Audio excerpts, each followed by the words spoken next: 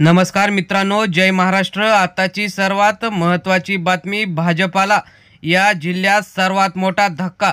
ठाकरेंच्या शिवसेनेने 20 पैकी 20 जागा जिंकून केला विक्रम प्रस्थापित। भाजपाचा आमदार असून सुद्धा भाजपाचा जोरदार पराभव, डिपॉझिटच जप्त झालंय। नेमकं झालंय काय ते आपण सविस्तररित्या बघूया। भाजपाची केंद्रात राज्यात सत्ता असताना लोकसभेत त्यांचा मोठा पराभव झाला। आता स्थानिक निवडणुकीत सुद्धा भाजपाला शिंदे गटाला धक्के बसायला सुरुवात झालेली आहे।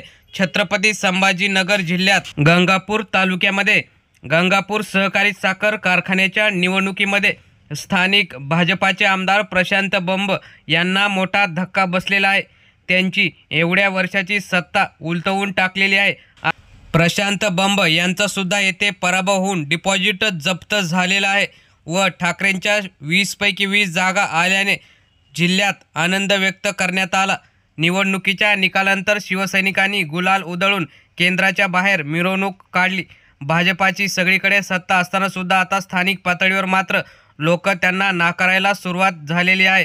तर मित्रांनो, तुम्हाला काय वाटतं, यापुढे विधानसभेला कोणाची सत्ता येईल? आपल्या प्रतिक्रिया कमेंटमध्ये नक्की कळवा। धन्यवाद।